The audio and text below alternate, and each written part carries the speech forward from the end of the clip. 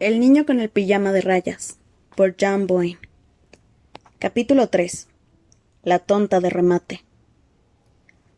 Bruno estaba seguro de que habría sido mejor dejar a Gretel en Berlín cuidando la casa, porque solo daba problemas. De hecho, más de una vez había oído decir que Gretel había sido un problema desde el primer día.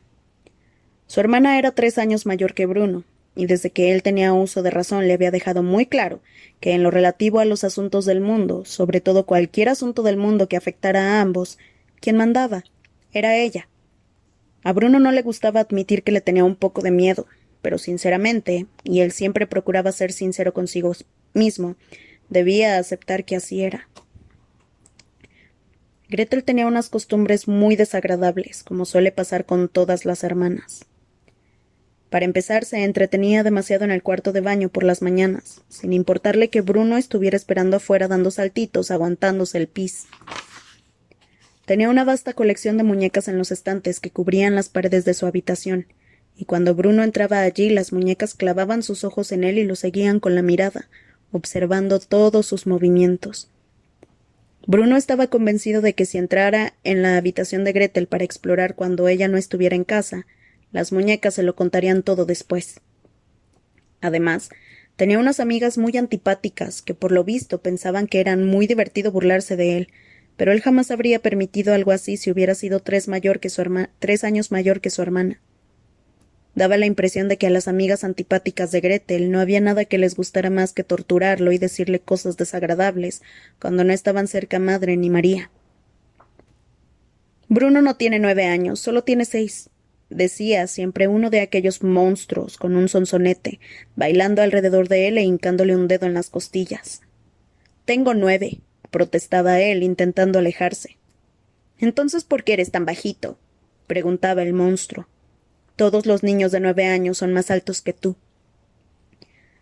Aquello era cierto, y se trataba de una cuestión particularmente delicada para Bruno. El no ser tan alto como los demás niños de su clase era una fuente de constante amargura. De hecho, solo les llegaba por los hombros. Cuando caminaba por la calle con Carl, Daniel y Martin, a veces la gente lo tomaba por el hermano pequeño de uno de ellos, cuando en realidad era el segundo en edad. Vamos, di la verdad, solo tiene 6 años, insistía el monstruo. Bruno se iba corriendo y hacía sus estiramientos, y confiaba en que una mañana despertaría y habría crecido un palmo o 2. Así que una de las ventajas de no estar en Berlín era que ninguna de aquellas brujas aparecería para martirizarlo. Otra ventaja de verse obligado a permanecer en la casa nueva un tiempo, incluso un mes entero, era que quizá hubiera crecido cuando volvieran a su verdadera casa, y entonces ellas ya no podrían maltratarlo.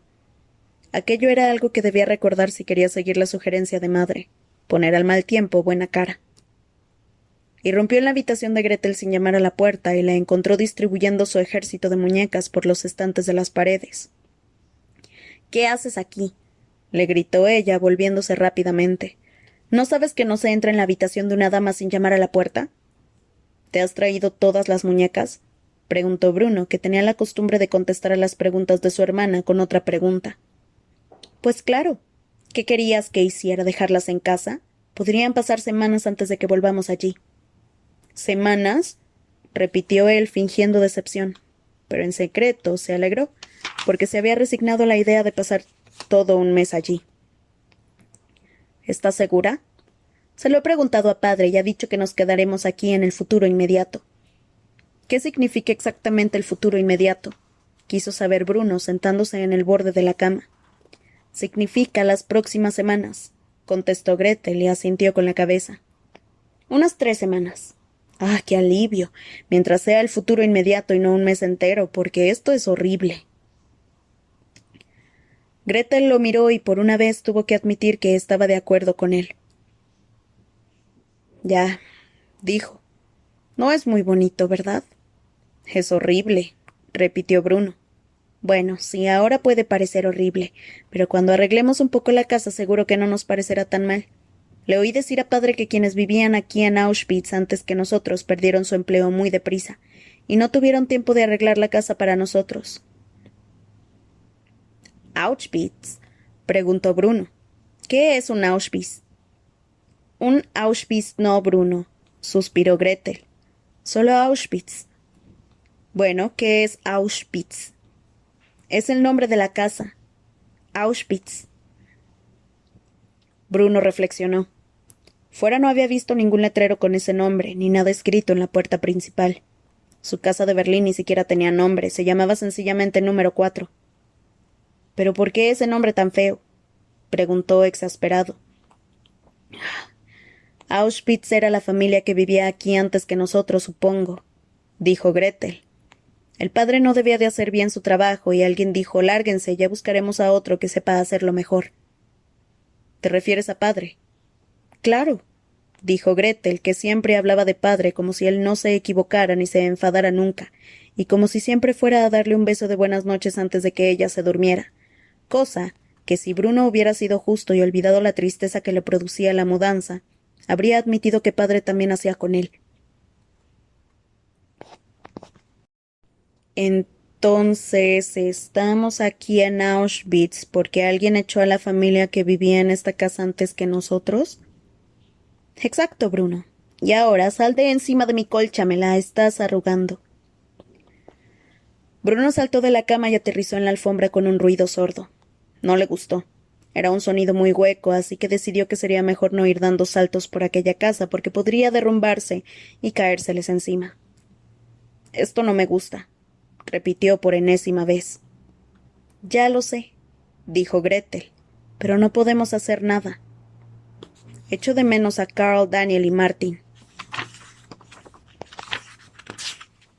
Y yo a Hilda, Isobel y Luis, dijo Gretel, y Bruno intentó recordar cuál de las 3 niñas era el monstruo.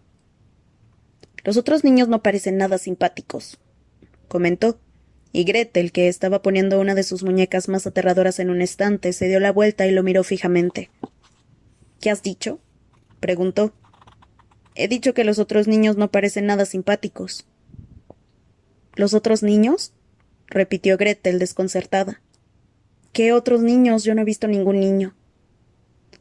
Bruno miró en derredor.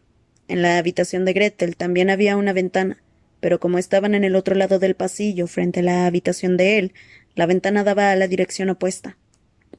Procurando mantener un aire de misterio, Bruno se dirigió hacia la ventana. Metió las manos en los bolsillos de sus pantalones cortos e intentó silbar una melodía y esquivar la mirada de su hermana. Bruno, dijo ésta, ¿qué demonios haces? ¿Te has vuelto loco?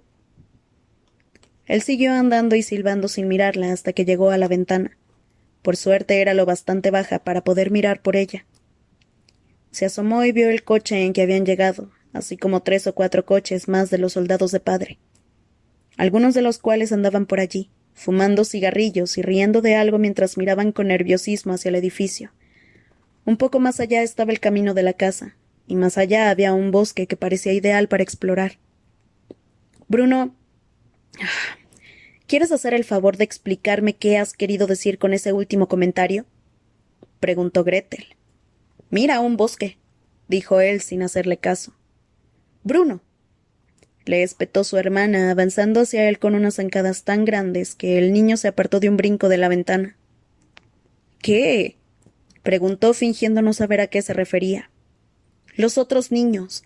Has dicho que no parecen nada simpáticos. Es verdad. No quería juzgarlos antes de conocerlos, pero no tenía más remedio que guiarse por las apariencias, pese a que madre le había dicho muchas veces que aquello no estaba bien. ¿Pero qué otros niños? ¿Dónde están? Bruno sonrió y le indicó que lo acompañara. Ella resopló y siguió a su hermano. Fue a dejar la muñeca en la cama, pero se lo pensó mejor y la abrazó con fuerza. Al entrar en el dormitorio de Bruno, María casi la derriba, pues en ese momento salía atropelladamente llevando lo que parecía un ratón muerto. Están allí fuera, dijo Bruno, mirando por la ventana. No se dio la vuelta para comprobar si Gretel había entrado en la habitación. Estaba absorto observando a los niños. Por un momento hasta olvidó que su hermana estaba allí. Gretel se había detenido en el umbral. Se moría de ganas de mirar también, pero algo en el tono de Bruno y en el modo como miraba la puso nerviosa. Su hermano nunca había conseguido engañarla, y suponía que tampoco la estaba engañando en aquel momento. Pero algo en su actitud la hacía dudar sobre si de verdad quería ver a aquellos niños. Tragó saliva, ansiosa, y rezó en silencio para que volvieran a Berlín en el futuro inmediato, y no pasado todo un mes como había apuntado Bruno. ¿Qué? Dijo el niño al volverse y verla plantada en el umbral, estrechando su muñeca con las rubias trenzas en perfecto equilibrio sobre los hombros, a punto para recibir un buen tirón. ¿No quieres verlos? Claro que sí, replicó ella y avanzó con paso vacilante. Quítate de en medio, dijo, propinándole un codazo. Hacía una tarde radiante y soleada, y el sol salió por detrás de una nube en el preciso instante en que Gretel se asomó a la ventana. Pero un momento más tarde sus ojos se adaptaron a la luz. El sol se ocultó de nuevo y la niña pudo ver exactamente a qué se refería Bruno.